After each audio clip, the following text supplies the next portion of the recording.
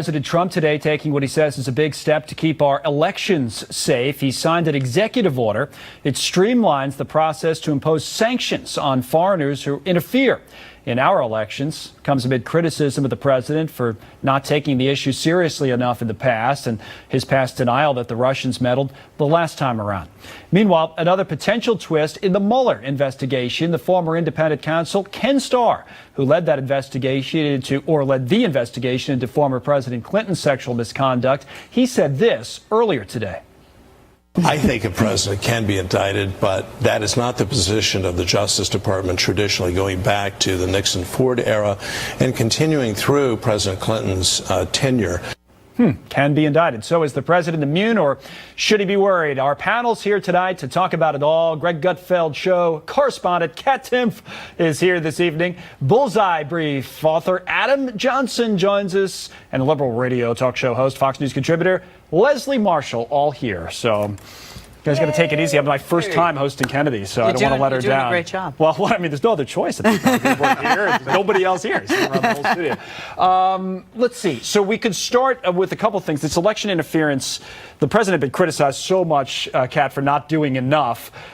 It almost kind of brings to mind this idea of there's a two-track presidency where the president says one thing, but his administration has actually been tough on these issues. And today, I guess, is another example with this executive order. What do you make of it? Absolutely. In the past, when he's been giving speeches or in a press conference, he has been a little wary to really call out Russia. And we all, of course, remember him standing next to Putin and not calling out Russia and Zelensky. We all remember that. Yeah. But this is a very important action. And I don't think that anyone should have any sort of problem with it. I feel like this is something that we should all be able to unite and agree around, that we don't want foreign actors meddling in our elections, and that this is a positive step towards stopping that.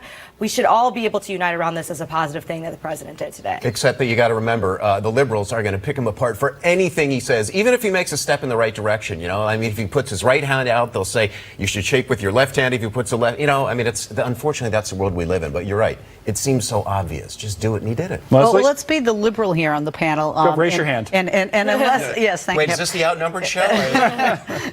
That's tomorrow. Unless Senator Marco Rubio is a liberal and a Democrat, he and many other Republicans are actually not in favor of what the president's done, because this is not only a day late and a dollar short, or let me be more specific, a mandate short. You mean they should have done something the last time around about the Russians? Exactly, but not just that. This does not go far enough. This is not a mandatory sanction. This goes through a bunch of hoops that they have to jump through. Right. There are too many outs, if you will. And so both Democrats and Republicans, not just liberals, are not in favor with the president. Let me couple a couple of other things while we have you all here. The Ken Starr comments today got some attention.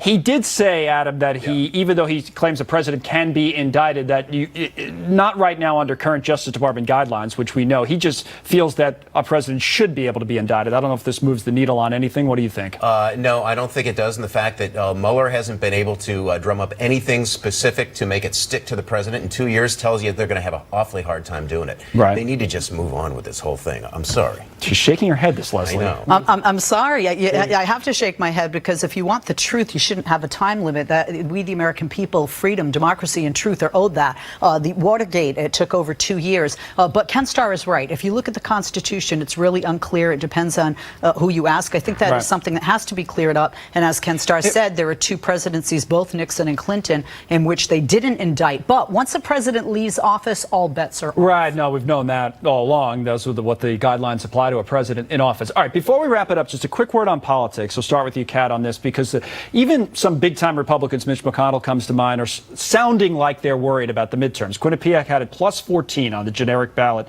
for the Dems on the House side. Some are even worried about the Senate side. How do you see things playing out tonight as we speak? Well, I'm not sure. It's hard to say. I'm pretty confident that the GOP is going to struggle, because it's typical for the party where there's the incumbent president to lose ground in the midterms. That's a typical thing. And also we're seeing a huge not a voter enthusiasm gap between the Democrats and the Republicans. Republican enthusiasm is high compared to previous years. Voter enthusiasm is high compared to previous elections, compared to most previous elections. Right. But it's still not quite as high as the Democrats is, and that's what they're going to struggle with. Anybody think the Republicans lose the Senate? No, absolutely not. In fact, I think actually the Republicans can hold the House. Really? 4% GDP is a powerful tonic. I think people are going to vote with their pocketbooks. That's a tough one. Yeah, I mean, the way the numbers look, you might end up being right. And by the way, the other thing, the generic ballot, I know the generic ballot says that he ought to take the House. He'll keep this, or I should say the GOP will keep the Senate, lose the House. But the fact is, there's nothing generic about Donald Trump, and there's nothing generic about this election. It was wrong in 2016. Right, that's what a lot of that's what a lot of Republicans are counting on. Right. We've got to run. I know you guys are coming back later in the show, so we'll revisit some of these issues and have some new ones as well. In the meantime, the left's criticism of the president seems to grow by the day, but as long as the economy is booming, will that matter? Kennedy, your regular host, she appears out of thin air next to talk about all that with PJ O'Rourke.